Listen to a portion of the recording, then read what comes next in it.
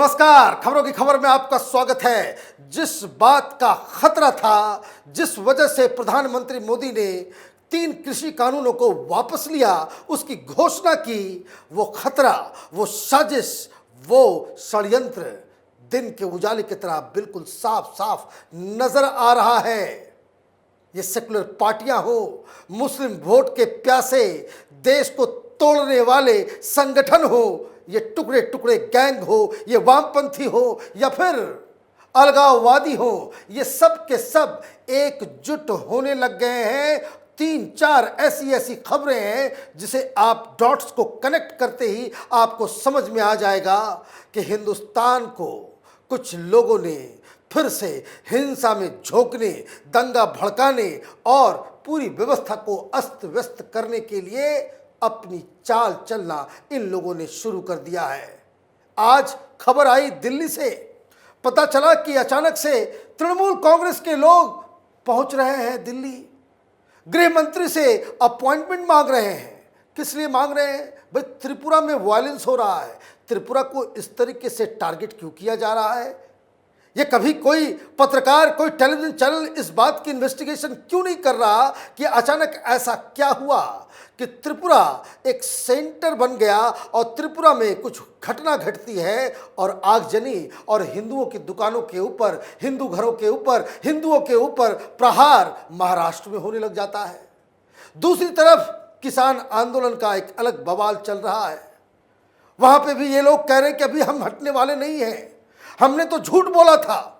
वो पोस्टर्स जो हमने निकाले थे कि कानून वापसी के बाद किसानों की घर वापसी होगी, हम उसको नहीं मानेंगे। इतना ही नहीं, ओवैसी अचानक से अवतरित हुए हैं। वो कह रहे हैं कि फिर से शाहीन बाग का आंदोलन करेंगे, सीएए एनआरसी का कानून वापस आएगा। मतलब ये जिसको जहां जैसे जैसे मौका मिलेगा वो सड़कों को जाम कर देंगे, वो आंदोलन शुरू कर देंगे और आंदोलन इस कदर से करेंगे कि जिस हिसाब से शाहीन बाग के बाद दिल्ली में दंगे हुए थे, इस तरह की हिंसा देश के कोने कोने में ये किया जाएगा। और इसी की बानगी, इसी की शुरुआत और उस दिशा में जाती हुई राजनीति अब बिल्कुल साफ साफ नजर आ रही है। क्या हुआ है?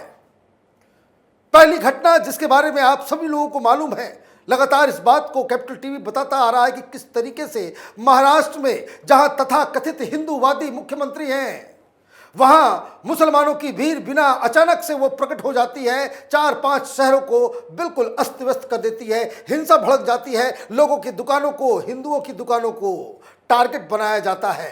किस वजह से? फेक वीडियो, फेक तस्वीरें। कहानी कहां की? बताया ये जा रहा है कि त्रिपुरा के अंदर 7 मस्जिदों को शहीद कर दी गई है। इस तरह का ऑडियो महाराष्ट्र के अंदर में घूम रहा था। सीआईडी सो रही थी, सरकार चुप बैठी हुई थी। कौन? मुस्लिम संगठनों, मुस्लिम नेताओं से पंगा ले। चुनाव आएंगे तो मुस्लिम वोट नहीं मिलेंगे तो फिर चुनाव कैसे जीता जाएगा? इसलिए सब लोगों ने आंखें बंद कर ली और हिंसा भड़क गई। अब मामला त्रिपुरा का जल रहा है महाराष्ट्र, लेकिन ये कोई ऐसा नहीं है कि अकस्मात हो गया।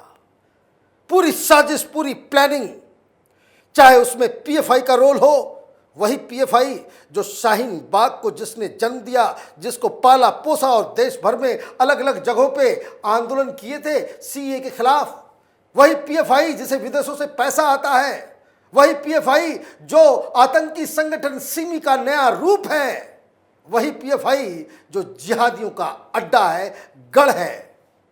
केरल के अंदर एक आरएसएस के कार्यकर्ता को, यंग लड़के को 50 बार उसके शरीर में चाकू घोंप के उसकी हत्या कर दी गई।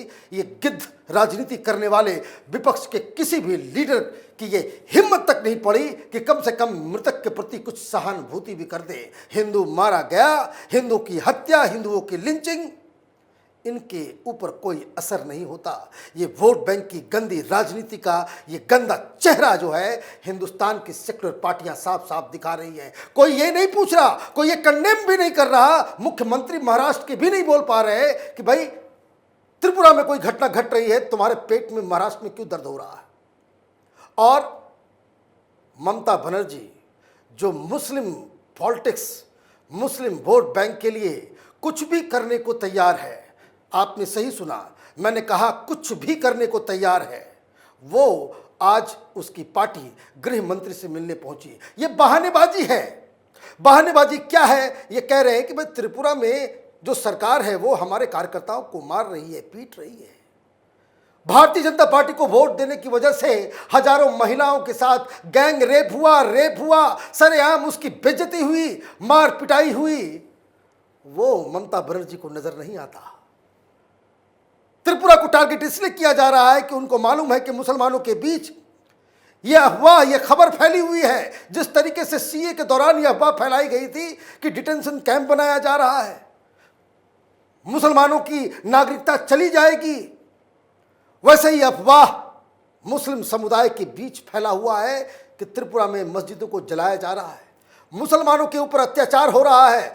गुजरात की तरह वहां पे भी मुसलमानों को मारा जा रहा है। और इसी भावना को भड़काने के लिए ममता बनर्जी की जो राजनीति है उसका काला चेहरा देखिए। अभी ये बहाना बना रहे हैं, ये कह रहे हैं कि हमारे एक यूथ विंग के लीडर सियानी घोष को बकायदा पीटा गया, उसको मारा गया। ये नहीं बता रहे कि उसका दोष क्या है। वहां की डीजीपी के बयान के मुताबिक यह बताया गया कि मुख्यमंत्री का एक कार्यक्रम था और तृणमूल के गुंडे वहां पहुंच गए, साथ में यह भी सियानी घोष। मुख्यमंत्री के कार्यक्रम में के दौरान तृणमूल के गुंडों ने वहां पथराव किया। जो गुंडागर्दी टीएमसी के लोग बंगाल में करते हैं, इन्हें लगा कि भाई त्रिपुरा में भी वही गुंडागर्दी चालू हो जाएगी।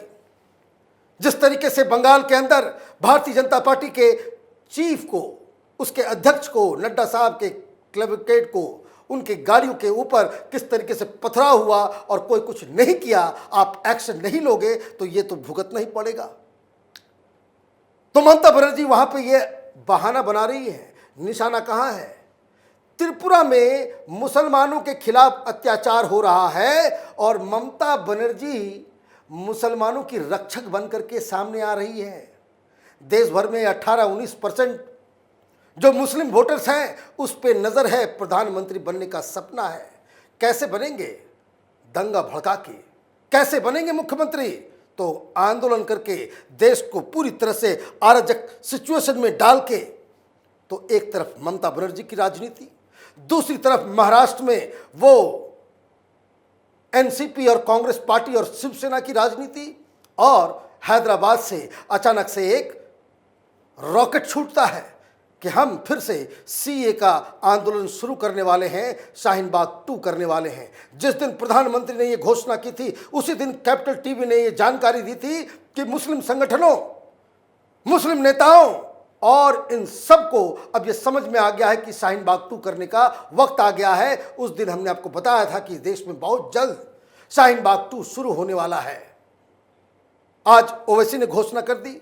इसके पहले एक दिन पहले असद मदनी, जमीयत उलमाए हिंद, ये देवबंद स्कूल ऑफ इस्लाम, उसके जो चीफ हैं, उन्होंने घोषणा कर दी।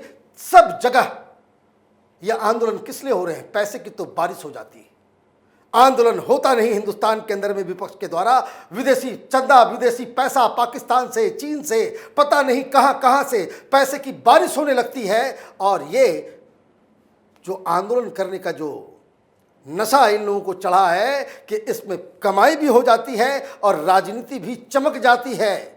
तो ममता बनर्जी इस तरह के मुद्दों को उठा करके वो आज गृह मंत्री से मिलने उनका एक डेलीगेशन पहुंचा। गृह मंत्री को तो चप्पे चप्पे की खबर होती है। गृह मंत्री के अंदर ही तमाम आईबी रॉ सारे जो ऑपरेट करते हैं, उन्होंने मिलने से इनकार कर दिया। उनको मालूम है कि ये तमाशा करने आए हैं ये लोग। इनसे मिलने का मतलब है आप ये कहें कि भाई वहां की सरकार को गिरा दी जाए। अगर इस देश में कोई सरकार गिरनी चाहिए लॉ एंड ऑर्डर की खराब सिचुएशन की वजह से, तो वो सिर्फ और सिर्फ पश्चिम बंगाल ममता बनर्जी की सरकार है। सुप्रीम कोर्ट से लेकर के हाई कोर्ट ने, ह्यूमन राइट कमीशन ने, इंडिपेंडेंट इन्वेस्टिगेशन ने साफ साफ इसको साबित कर दिया कि वहां की पुलिस मूक दर्शक बनी होती है जब कभी भी हिंदुओं के ऊपर अत्याचार होता है। लेकिन मुसलमानों के खिलाफ अगर कोई खरोच भी आ गई, पूरी ममता बनर्जी का जो सीएमओ ऑफिस है वो कांप उठता है। ऐसी क्या डर, ऐसा क्या राजनीति कि आप दूध का दूध पानी का पानी ना कर सके, न्याय के नाम पे आप अन्याय को बढ़ावा दें। और ये सब इसलिए हो रहा है क्योंकि प्रधानमंत्री मोदी ने इन्हें मौका दिया है। ये कृषि कानूनों को वापस करके कई सारी चीजें, इंटरनल थ्रेट्स, एक्सटर्नल थ्रेट्स, उसको तो आप डील कर पाएंगे।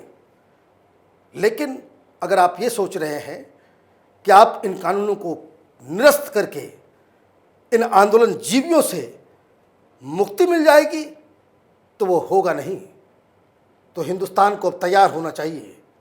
देश के अलग अलग कोने में ये एनआरसी के नाम पे, सीए के नाम पे बवाला मचेगा। और यही राहुल गांधी, यही शरद पवार, यही ममता बनर्जी, यही उद्धव ठाकरे, यही तमाम सेकुलर पार्टियां, मुस्लिम वोटों के प्यासे, ये सब हिंदुस्तान को एक हिंसा की आग में झोंकने के लिए पूरी तैयारी इन्होंने कर ली है। आप देखते रहिए कैपिटल टीवी। हमारे वीडियोस को लाइक कीजिए, शेयर कीजिए और हमारे चैनल को सब्सक्राइब कीजिए। धन्यवाद।